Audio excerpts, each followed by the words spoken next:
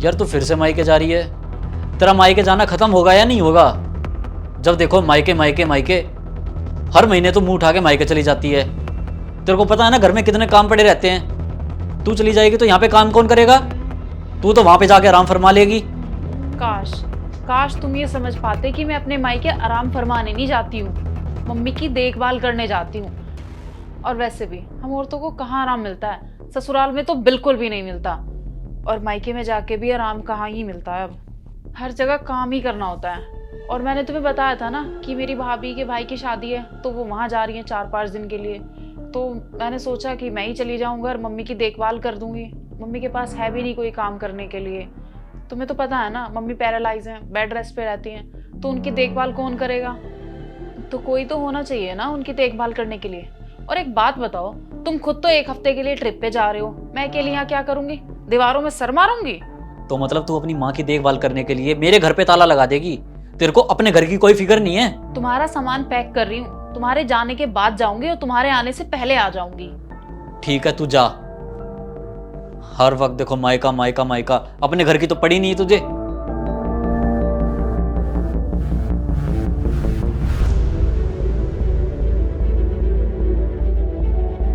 कैसी रही तुम्हारी ट्रिप? चाय कॉफी कुछ लेके आऊं तुम्हारे लिए? किसी चीज की जरूरत नहीं है, ट्रिप तो बढ़िया रही। और कॉफी पी लूंगा ना तो मेरे को नींद आएगी नहीं, और मैं सोना चाहता हूँ, तो मैं जा रहा हूँ सोने। अच्छा कपिल सुनो, मुझे ना तुमसे कुछ बात करनी थी। हाँ बोलो। लास्ट टाइम तुम्हारे ट्रिप पे जाने से पहले मम्मी को लेके जो हमारी आर्ग्यूमेंट हुई थी, तो तब से ना मैं बहुत परेशान हूँ। मतलब मुझे समझ नहीं आ रहा, मम्मी से कॉल पे बात करना तो बहुत दूर की बात है, उनसे मिलके आना भी बहुत दूर की बात है। तुम कभी उनकी हेल्थ के बारे में मेरे से भी नहीं पूछते हो कि वो रिकवरी कर रही हैं या नहीं कर रही हैं, उनकी हेल्थ इश्यूज क्या चल रहे हैं, तुम कभी पूछते ही नहीं हो। मैं जाने देता हूँ ना तेरे को उनकी सेवा करने, इतना काफ़ी नहीं है? और वो तेरी माँ है, तू देख। मेरी माँ तुम्हारी कुछ नहीं लगती क्या? वो तुम्हारी माँ जैसी नहीं है। और अगर तुम उनसे कॉल पे बात कर लोगे या उनसे मिलने चले जाओगे तो उन्हें कितना अच्छा लगेगा। ठीक है देखेंगे फिर कभी, अभी मेरे को बहुत नींद आ रही है, मैं सोने जा रहा हूँ।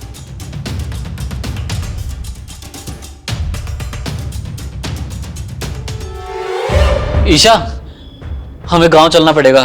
फोन आया है, मम्मी है ना सीढ़ियों से गिर गई है नीचे, उनकी हड्डी में चोट लगी है, उनसे हिला भी नहीं जा रहा। चलो फटाफट बैग पैक करो, निकलते हैं। हाँ ठीक है, मैं तुम्हारा बैग पैक कर देती हूँ, तुम चले जाओ। मेरा बैग पैक करने का क्या मतलब है? तू नहीं चल रही? मैं क्या करूंगी जाके, तुम्हारी माँ है, तुम चले जाओ। तुम्हें जाने तो दे रही हूँ ना मैं, और जैसे ही मुझे टाइम मिलेगा मैं कॉल करके पूछ लूंगी उनसे। बुरा लगा? मुझे भी सेम बुरा लगा था। याद करो कुछ महीने पहले, कपिल शादी हम दोनों की हुई है, तो हम दोनों का फर्ज बनता है कि एक दूसरे के सुख दुख में साथ रहें। तुम्हारा भी फर्ज बनता है, अगर मेरी फैमिली में कुछ हो, कुछ प्रॉब्लम हो, कुछ दुख आए, तो तुम साथ में खड़े हो। तुम जाके एटलीस्ट उनका हालचाल तो पूछो। तुम्हें पता है, हम औरतें ना हर फर्ज बहुत अच्छे से निभा लेती है, लेकिन तुम आदमियों से दामाद होने का एक फर्ज नहीं निभाया जाता।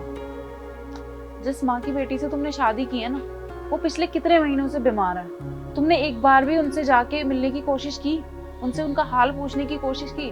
अरे उनसे तो बहुत दूर की बात है। तुमने कभी मेरे से पूछा कि मम्मी की तबीयत कैसी है, वो ठीक है या नहीं है? अगर तुम मेरी मम्मी से एक बार कॉल करके पूछ लो तो उन्हें कितना अच्छा लगेगा।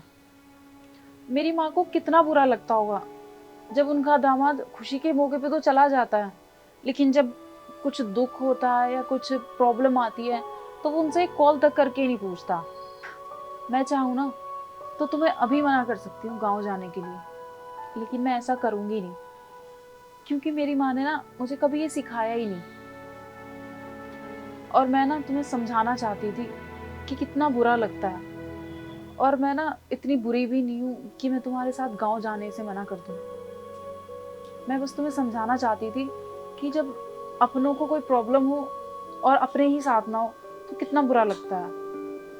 और हाँ, मैं तुम्हारे साथ गाँव जाऊंगी और तुम्हारी मम्मी की बहुत अच्छे से देखभाल करूंगी जब तक वो ठीक नहीं हो जाती, क्योंकि वो भी मेरी माँ जैसी हैं। Isha, I am sorry. मुझे समझ में आ गया है कि मेरा तेरा कुछ नहीं होता है। जब मेरे परिवार में कुछ दिक्कत हो तो मैं तुझसे ये उम्मीद करता हूँ कि तू साथ दे, और वहीं तेरे परिवार में कुछ दिक्कत हो तो तू भी मुझसे उम्मीद करती है कि मैं साथ दूँ।